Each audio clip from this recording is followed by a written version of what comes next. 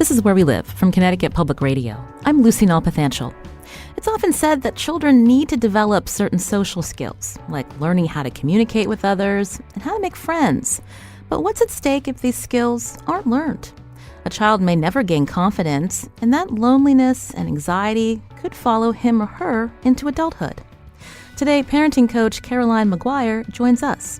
She's the author of Why Will No One Play With Me? The Play Better Plan to help children of all ages make friends and thrive.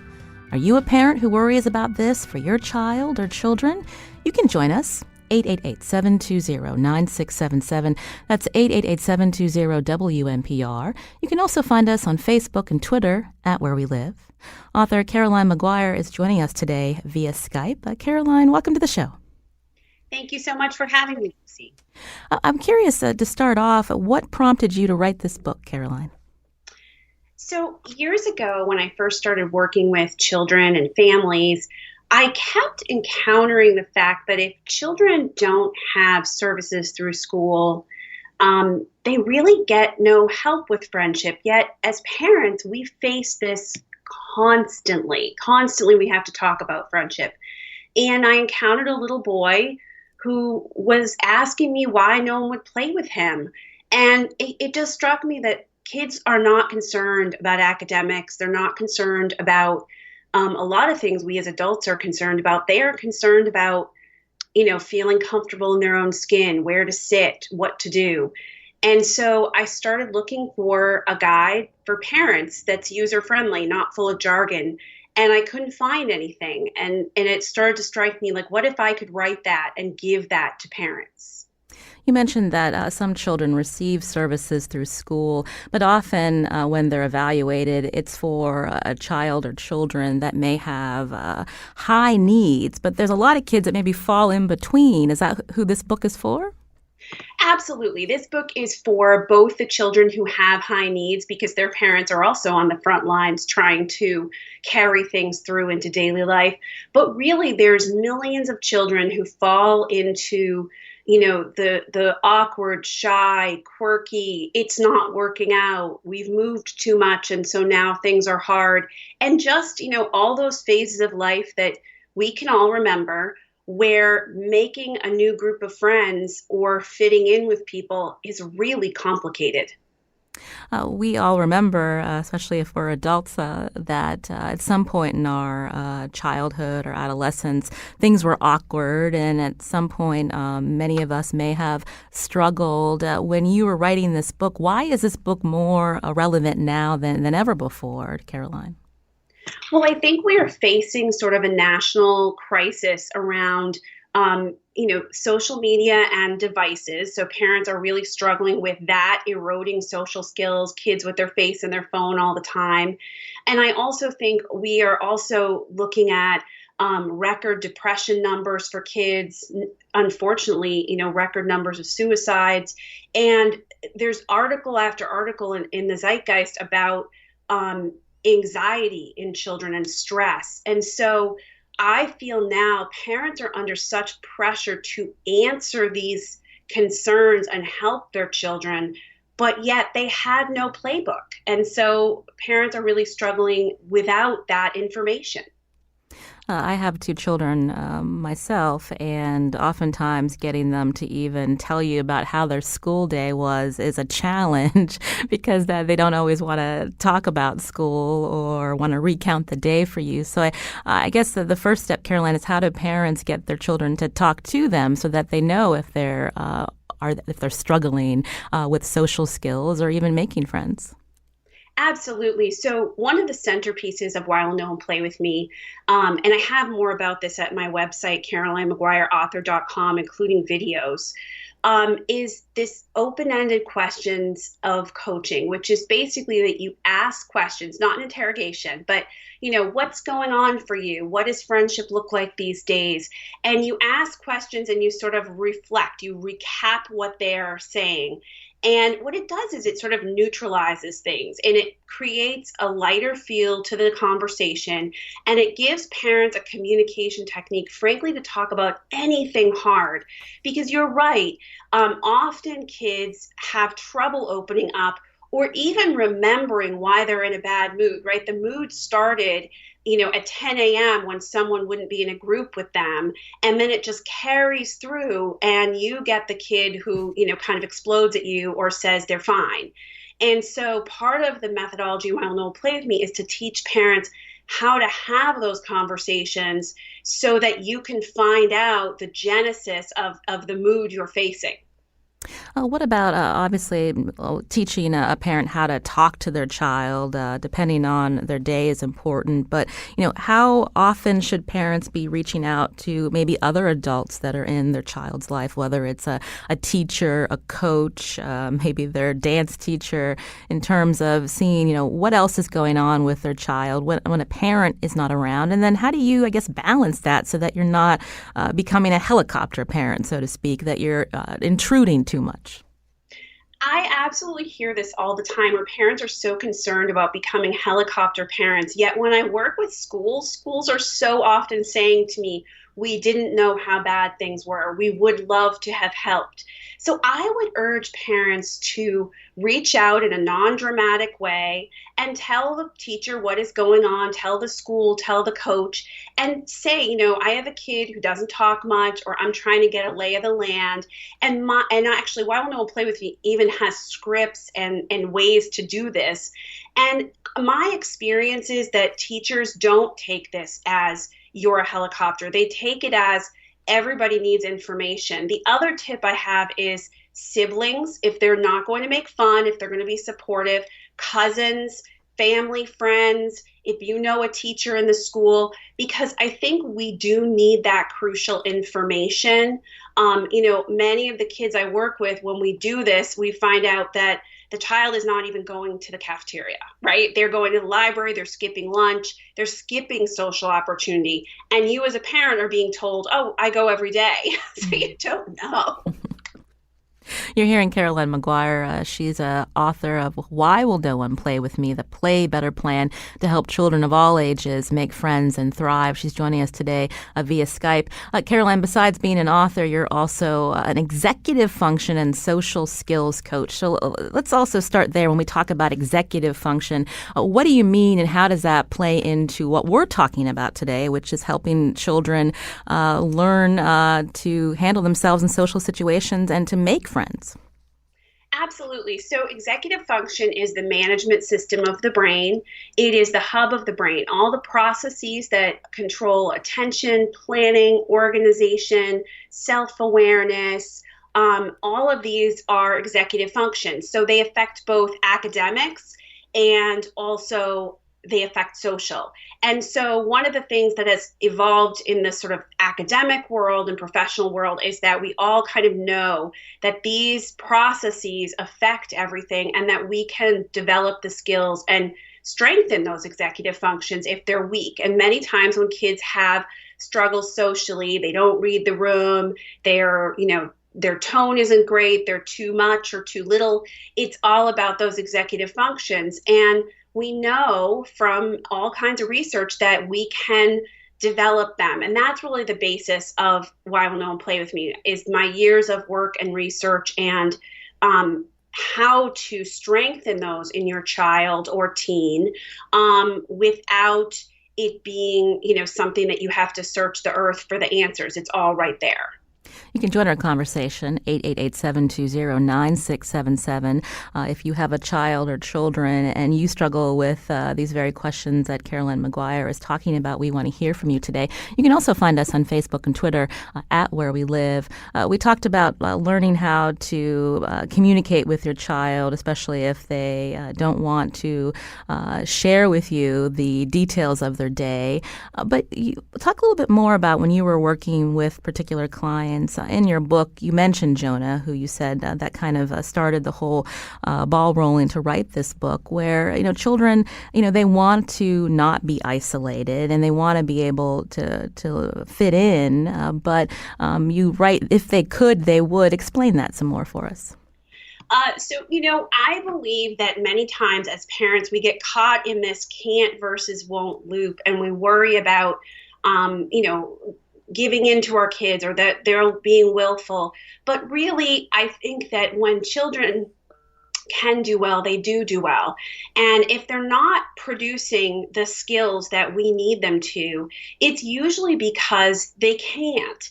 And so, I guess I used to say to mothers and fathers, if they could, they would.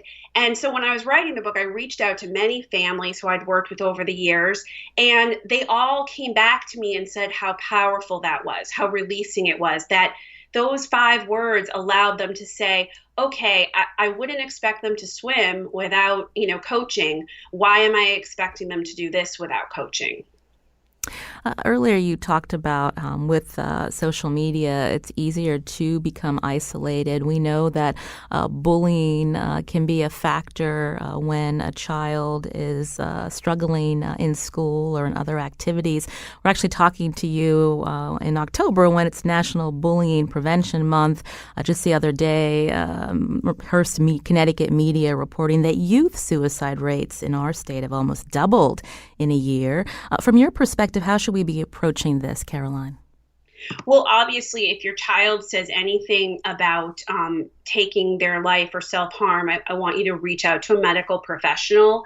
But I think one of the things that is coming up is that what we're doing to address bullying is simply not working.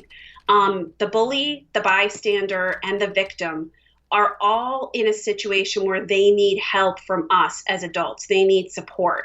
The bystander doesn't know what to do. And so that adds to stress and depression.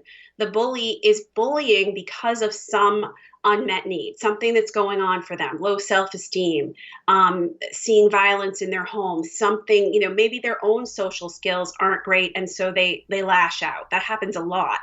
And then the victim, and I was horribly bullied, but I know that when we give children the skills to fit in, they no longer are able to be an easy target. So all of these different parties need help. And I think that as we look at the stats, which you're quoting, we have to do something different. What's the role that schools play in this? We hear because of these incidents where bullying unfortunately has led to suicide. Schools appear to be taking preventative efforts, trying to put forth this anti-bullying climate. But do they have the right skills and resources when you think about the variety of adults that are interacting with our children in school each day? I think schools are trying really hard, and I think they are doing much better and really trying to be on it. I want to say that first. This is in no way a criticism, but the average teacher is not being given tools to help in these situations. They're not being given support and education. And, everything happens on the bus and on the playground. And just the way the logistics of our academic system are set up, it's very hard to get those folks training, yet they are the people seeing things repeatedly. So this is in no way a criticism of our schools, but I know that I have been working with several school districts trying to get training for the aides and playground folks and also the bus drivers. And it is Herculean trying to make this happen. And yet, if you ask any parent who's witnessing all this, that's where everything is going on. So I hope that as we, are looking at things, we will get teachers and educators more tools and support, because my experience is that they need it. You're hearing Caroline Maguire, author of Why Will No One Play With Me? The Play Better Plan to Help Children of All Ages Make Friends and Thrive. We're going to delve deeper into some of the steps in her book coming up. I wanted to take a call. Nazarene is calling from New Haven. Nazarene, you're on the show. Yes, hi, good morning. I just wanted to make a comment and have a question. My comment is I feel like parents are completely are their kids' role model. And if they're not available and there's no socializing happening in their homes, and which is something that is taught through your parents, I believe, but there's also not a place for kids to be able to express themselves enough during the day as they sit in classrooms all day long. And I don't think the school's is enough place for them to be able to learn that skill. So my question to you is, at what point do we then say, if the school is not doing enough, where can we go? with our students to get enough help for them for socializing? Great question. Caroline? I love this question. Thank you for asking it. I want to say first, yes, we are our children's greatest role model. And one of the things that I talk about in Why Will No One Play With Me is how to facilitate more social interaction within your family. And also, you can be teaching these social skills lessons using your extended family. You go to Thanksgiving, there's lots of people watching to read the room, and a lot of the lessons call upon that. I think also we do have to do things outside of school. And that's really the reason for the book, is that this way parents can facilitate this more outside of school, where we have a great deal of opportunity, but also to educate parents and give them support, because there's a lot to it. And I think that some kids do not learn naturally from role models. I meet many parents, and we know this from research, who are great socially, but their kid, for whatever reason, due to weak executive function, just doesn't pick it up easily. So I think we are role models, and then we also are their coach.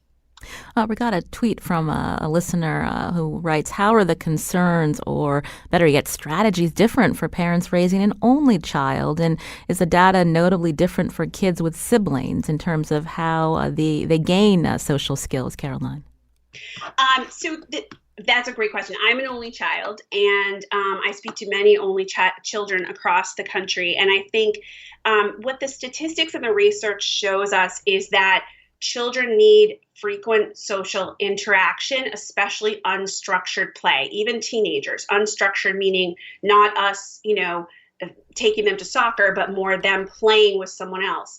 And so one of the things we find with only children isn't that they are, without those opportunities because they don't have siblings. It's really more about, do we engage and play with other kids? You can have siblings who you're in a house and you don't even talk to them, right? So it's all about engaging with other kids and getting that practice of play, where you learn to work things out, and you learn to negotiate, and you learn to pretend and use your imagination. Caroline McGuire is with me again via Skype, author of Why Will No One Play With Me? She is a social skills coach. We're going to continue to talk with her after the break. And you can join us too. Are you worried about your child's social skills but not sure how to step in? We want to hear from you. 888-720-9677. That's 888-720-WNPR, or find us on Facebook and Twitter at Where We Live.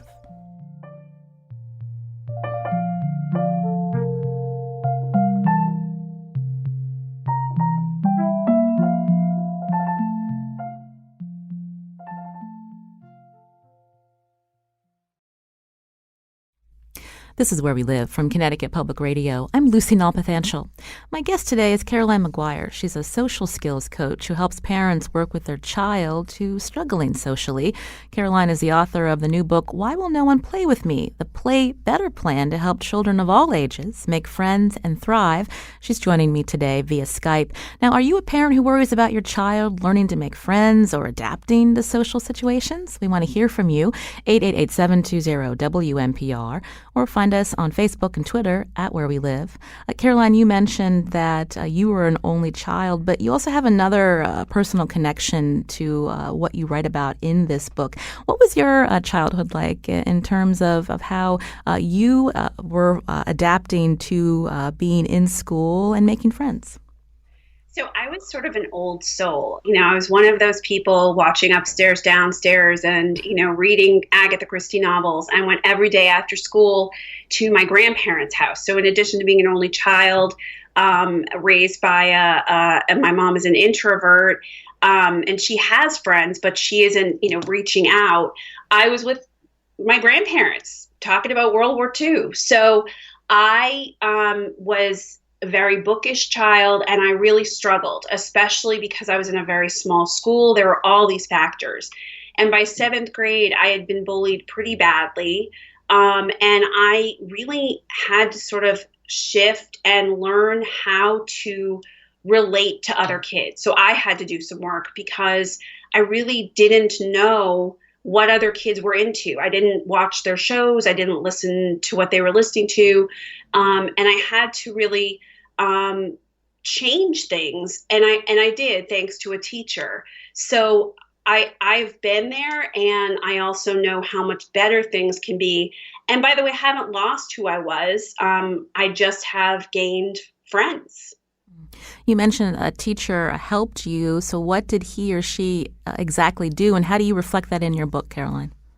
I reflected in the book by talking a little bit about my conversations with her and just, this need for me to change. And what she did was sort of to have these weekly meetings with me and to talk to me about, observing and really what is it that they are talking about, and who would you like to be friends with? And how do you need to kind of speak their language? And it had occurred to me, but it was very empowering to have someone say, you can do this. And so I think one of the great things that came out of that is that I really, really relate to these kids. And I also know that change is hard and what they're going through. Can you walk us through some steps for parents who may be listening, who want to know, well, how do I get my child to move out of his or her comfort zone? Absolutely. So a lot of times when kids are struggling with this, it becomes sort of the elephant in the room, and it also becomes sort of a flashpoint topic. And that's one reason that a lot of the book talks about how to communicate about this. I would start with questions and chats about friendship that don't mention social skills and don't say, you need these to be improved, but really focus on what they want. And the other thing is that a lot of times what we're asking of the child or teen is to exit their comfort zone. So I have a few exercises in Why Will No One Play With Me that talk about, your comfort zone and what behaviors you do in your comfort zone and out. And I would encourage parents to pave the way by starting to talk about comfort zone, talk about your go-tos, talk about your need to get help, talk about things you do that are uncomfortable. And if you don't reach out for help, if you don't do things that are uncomfortable, start to model that. Because when a family demonstrates that we are people who seek help when we need it, it's a lot easier to get the child to move out of their comfort zone. And the other thing is to volunteer, and there's scripts and everything in the book for this, to do something that the child knows are outside of your comfort zone. So a personal example is that my daughter heard me on the radio. She heard me talking about this. And so I am going to run a road race, and she's working on some things outside of her comfort zone. And I will tell you, it is very far outside of my comfort zone. Parents sometimes stress out if they offer incentives to their child to go along with their plan, or bribes, so to speak. I mean, how do you approach that, Caroline? So I think that we know what's best for our children in many ways, but we have to remember they don't always know. They don't always have the maturity and the self-awareness. And there has to be a degree of what's in it for me, right? What's this? Why do you want me to do this change? Why would I exit my comfort zone? And what's in it for me? Bribes are when we say, if you stop that right now, I'll give you a cookie. An incentive is something where they demonstrate, and this is all covered in Why Will No One Play With Me, they demonstrate something, and then they are given some kind of incentive. And the incentive can be non-traditional. If you engage on this, then I'm willing to talk about giving you more freedom. That, not a conversation I was willing to engage in before. Parents are very leery too, because so many reward charts and things just are really cumbersome. But I think part of this is really that conversation and that collaboration. It doesn't have to be a reward chart. Mm. I was thinking to how my children have developed social skills, or still developing social skills. And oftentimes it starts with play. You write in your book, play is the first and most natural environment for all learning. From your experience, Caroline, is that what's missing in school environments today? That child's ability to be creative, to have that time to figure things out where they're not stuck just learning their lessons? Absolutely. We have dramatically cut down the amount of time children play. And it is absolutely, the vitamin to help them grow. And we also have a much more structured society nowadays. So it used to be that, in the 70s, you came home and you played outside and it wasn't structured, and you played with all kinds of different people, by the way. And then, you went inside when the lights were gone. And I think that it will be hard to recreate that now, but we do need to give our children more opportunity for play, because that's actually what leads to a lot of the creativity and social skills that we are seeking for our kids. But how do we do that when today, as we've talked about, kids are heavily influenced by electronics and internet? Someone called in to make that exact point. Absolutely. It is, I think the electronics are here, and to pretend they're not is really not serving anyone. Absolutely. I think that as a family, we have to look at making choices and creating those opportunities. So if your kid is super overscheduled, maybe you retrench a little bit. We know from statistics that is not actually going to affect their college chances. It's really about them having the right opportunities. The other thing is that we set some boundaries with electronics and engage in really collaborative conversations. Don't just ban, talk about it. Why do you care about electronics? What's different? What are your concerns? And take times when you facilitate that so that they're not, having to make that choice themselves, which is really tough. You can join our conversation here on Where We Live. My guest, Caroline Maguire, author of Why Will No One Play With Me? The Play Better Plan to Help Children of All Ages Make Friends and Thrive. The number 888-720-9677. You can find us also on Facebook and Twitter at Where We Live. Jeff's calling from Darien. Jeff, you're on the show. Good morning. You mentioned there's a lot of research that shows executive function can be improved in children and teens. I was wondering if you could share any insights from that research, and would that process also be applicable for adults that have challenges with executive function? Caroline? Absolutely. Absolutely. Executive function can be improved over the lifespan. And the research really shows, and my own personal experience, that we have to not only model, but create situations where you're learning the skills that are in the real world. So in other words, if you're learning future thinking, which affects academics, planning, getting gas so you don't run out, that it is a skill being built and facilitated in real life situations, not in a vacuum. And that we also have to support kids, with checklists and reminders and, play better plan lessons. And then at some point, we have to allow them to practice and generalize. And it's that practice that actually makes it stick. So it's absolutely something that can be built.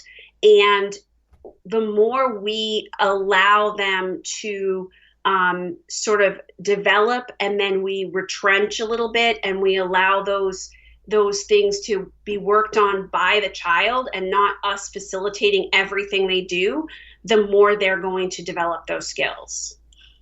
You can join our conversation, 888-720-9677. That's 888-720-WNPR.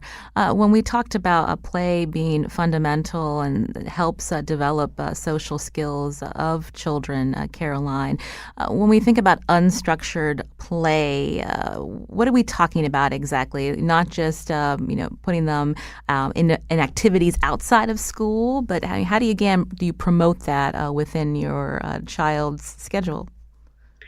Absolutely. I think when a child is in structured situations, it's, soccer, it's guided, right? It's when you're guided by an adult and an adult is intervening. So by unstructured, what I mean is play in the backyard where a bunch of kids are running around and they're inventing their own games, and you are not the puppeteer. You are not facilitating.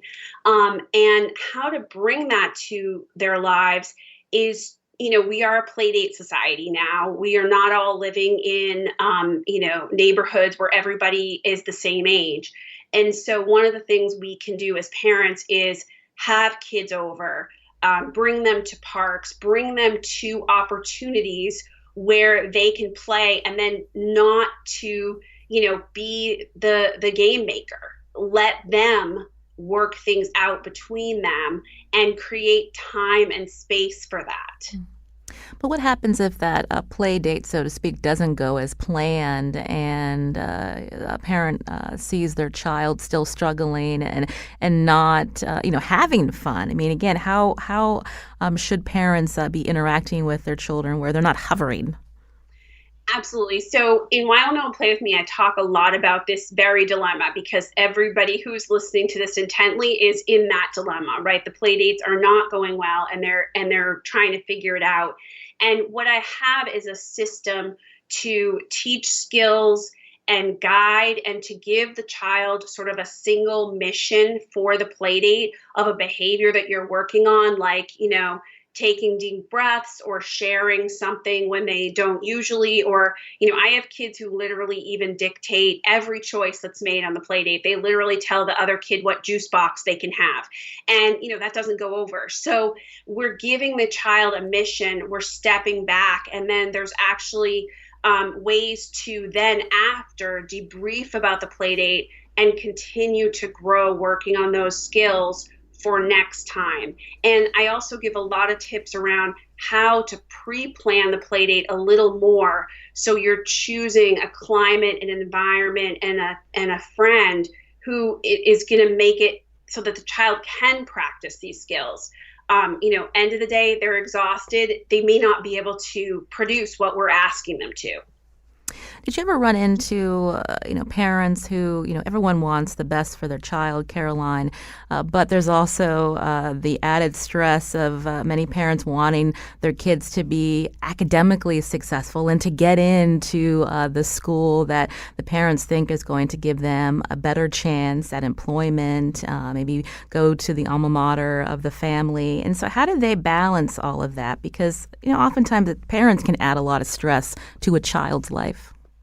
Absolutely. I went to Trinity right there in Connecticut, and I would love my children to go to Trinity. But I also know that we know that a lot of the academic stress we are putting on children is not resulting in them actually being more successful. It's resulting in them being stressed out and actually some pretty negative mental health consequences.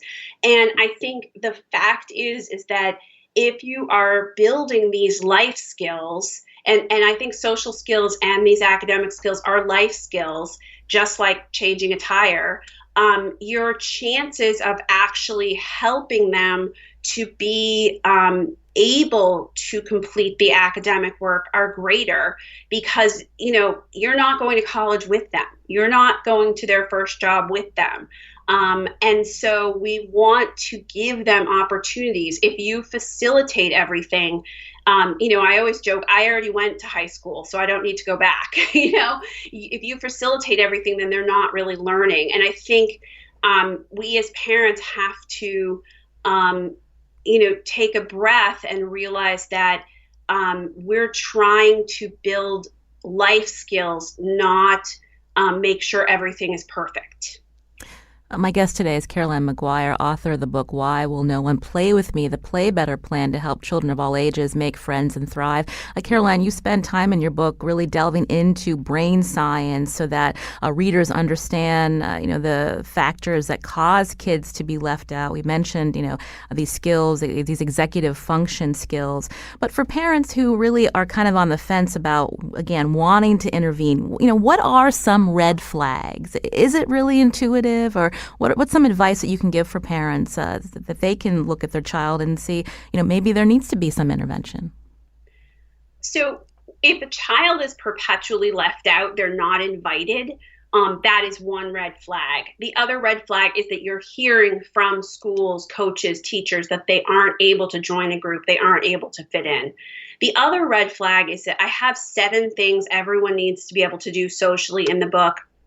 And parents can look at those 7 things, and they're things like reading the room, being adaptive, meeting people halfway. And if your child isn't able to do these, in an age appropriate way, the same as their peers, then those are red flags, because ultimately these are the things that we have to be able to do in order to be in the workplace, in order to, work in a group as adults. So I would encourage parents to understand that, some kids just don't come to this naturally. And if you find that your child cannot meet new people, make friends, join a group, work with others, then they just need some help with this, just like they need help with tying their shoes or learning to ride a bike. And for the parents or parent who may be an introvert, and it might be hard for them to even reach out to another parent to try to schedule a play date to help their child, I mean, is that the time to bring in a professional? And what's your advice to parents? Well, I think parents always put the oxygen mask on first. Many introverts have friends and have wonderful, rich lives. And sometimes it is something where they are really able to facilitate that. I don't want to say that they can't. And I think when we are looking at our children's well-being, some of it is, if this is hard for you, then to work on that for yourself and to work on facilitating that and making that easier. And actually, the information Why Will No One Play With Me can help parents as well, and has helped many, many parents. But I think the biggest thing is, if you're aware of these struggles for yourself, then as you work on them with your child, you'll be growing as well. We heard from someone on Facebook. Katie writes, I have a middle-aged relative with no social skills and a complete lack of ability to read social cues. If there had been diagnoses when she was young, she would probably have been diagnosed with ADD and receptive information deficits. What kind of interventions are available for adults who have difficulties with social interactions? It relates to my previous question.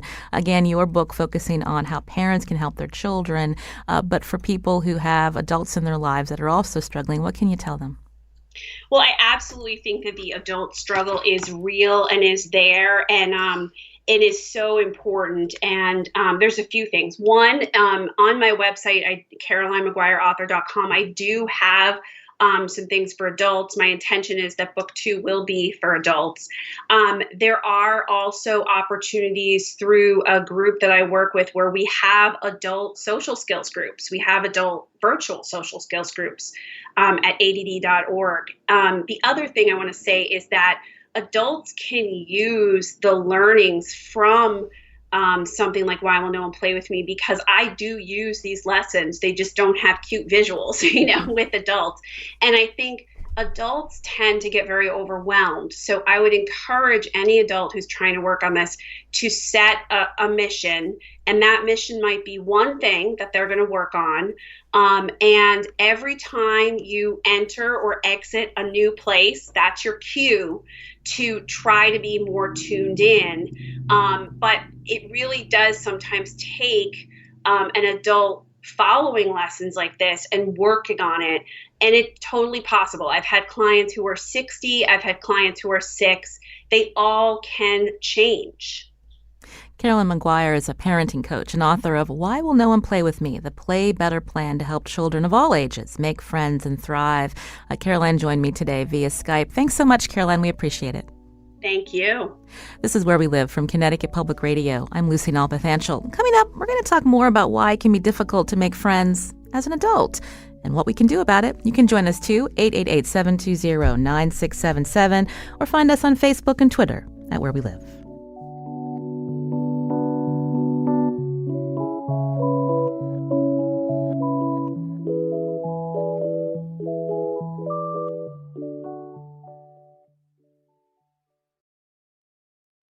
This is Where We Live from Connecticut Public Radio. I'm Lucy Nalpathanchel. Where We Live is hosting a coffee break at local cafes around the state to hear from you. What issue or story in your community is not getting the attention it needs? Join me and Where We Live producers Lydia Brown and Carmen Baskoff today at Grounded Coffee Company in Willimantic. You can check out Where We Live's Facebook page for more information. Now, adults have trouble making friends, too. What was your experience after graduating college, perhaps moving away from family and a home base where many of your friends still live? Making friends as an adult is kind of like dating. Does that ring true? You can join us. Find us on Facebook and Twitter at Where We Live. That clip you just heard comes from a recent series of episodes from NPR's Life Kit podcast. They were hosted and reported by my next guest, Julia Furlan, host and reporter for NPR's Life Kit podcast. Joining us today from NPR's New York studios. Julia, welcome to the show. Oh, thank you so much for having me. I'm really excited. We're excited for this conversation. So why focus in on adult friendship?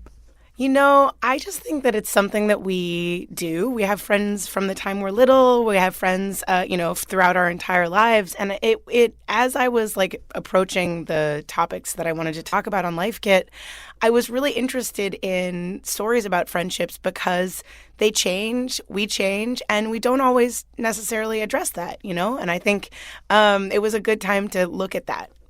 There's different phases in adulthood. So when is it the trickiest to make friends, Julia? Well, one of our guests, Heather Havrilesky, who is a wonderful advice columnist, she has a column called Ask Polly. She said that the 30s are the dark times. It's like the dark upside down of friendships because people are splitting off, getting married, having kids, and I mean it seems and trying to achieve in their careers, all of that stuff. And I feel like that sort of tracks. I think that there's lots of when everyone is underslept and trying to do too many things, it's hard to keep your friendships as the central priority of your life. And what do you do when you don't like your child's friend's parents? That's actually, if they're listening, and I'm not talking about you specifically, but again, when you're stuck in these social situations, the birthday parties every weekend, and you see the same parents, but maybe they don't really have the same interests that you do. Yeah, I think that one of the things that the previous guest, Caroline, said that really rang true was that parents need to put their oxygen mask on first. And sure, yes, you might have social situations that you don't want to go to. You might have to go to the birthday parties. You might have to stand awkwardly next to the punch bowl with someone that you would otherwise not be talking to. That makes a lot of sense.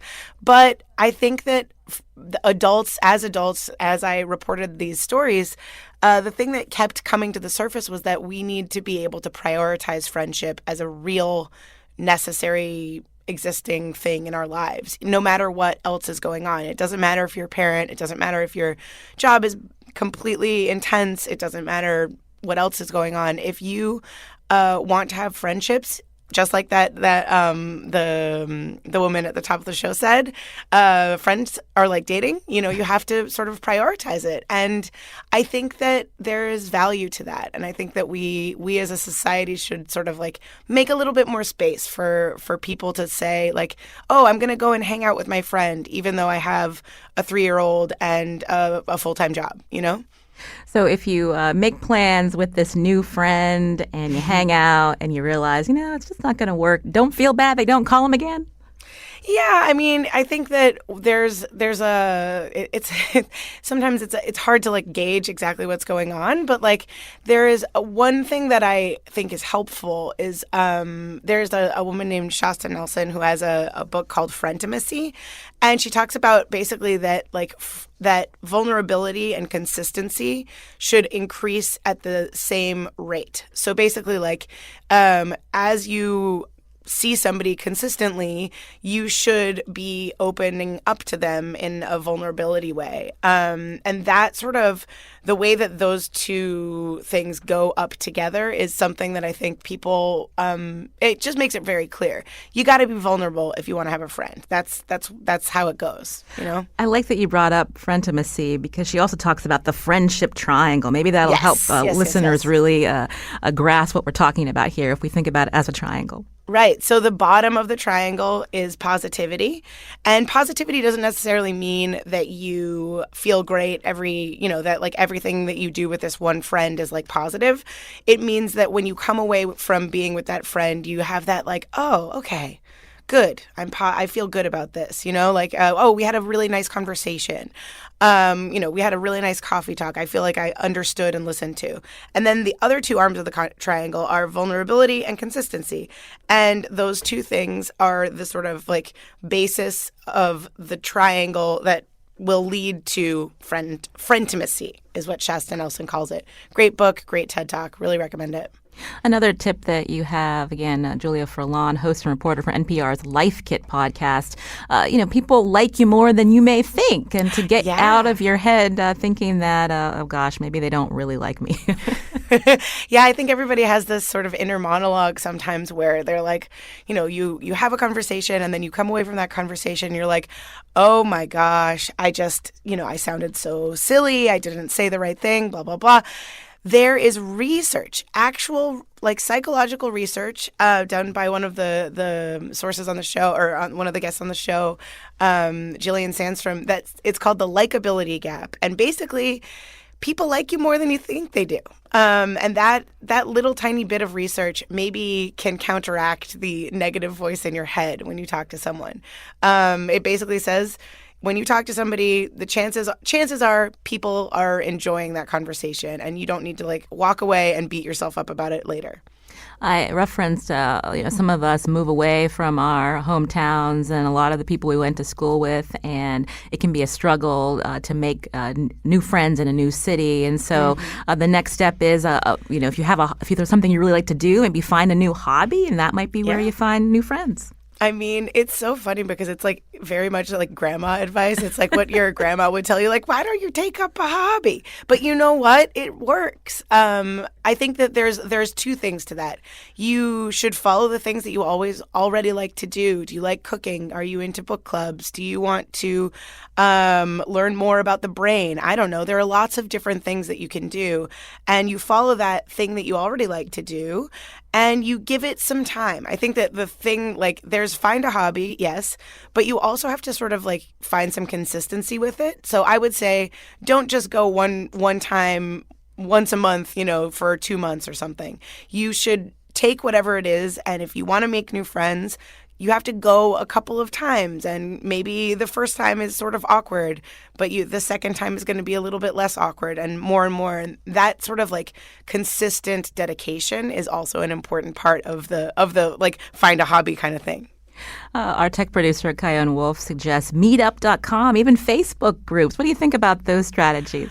Oh, absolutely. I think that we didn't focus on online stuff in the episodes, mainly because it's like it's such a rich environment. It was like so big, and there are so many different ways to find people. But there are apps, meetup.com. You can find a meetup in your area about basically, all different kinds of things. And there's also an app called Bumble BFF, where it's basically like it's like a dating app, but it's for friends. And I think that if I could do more episodes, I would definitely focus on online communities, because there is such a rich and beautiful environment of friendships that go from online and then they become real friendships. Julia, we're almost out of time, but we got to talk about the breakup. How do we do it? God.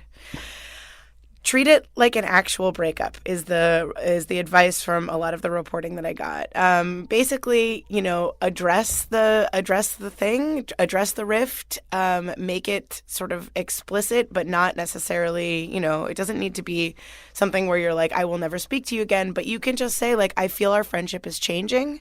I want to address it, and I think we need to, move into a different sort of version of this friendship, where instead of texting all the time, we speak, once every couple months, and that's sort of like what we're gonna do, or I think it's time to break up as friends. It's hard. It's awkward. I haven't done it yet, so I don't know. Well, Julia Furlan again is host and reporter for NPR's Life Kit podcast. I feel like we have a connection. Julia, do you want to be friends? Listen, oh my God, I would love to be your friend. Yes. Oh, I love it. Okay, it's done. All right, we're gonna hang out. We're gonna find each other on Facebook. Thanks to Lydia Brown for producing today's show. I'm Lucy Nalpathanchel. Thanks for listening.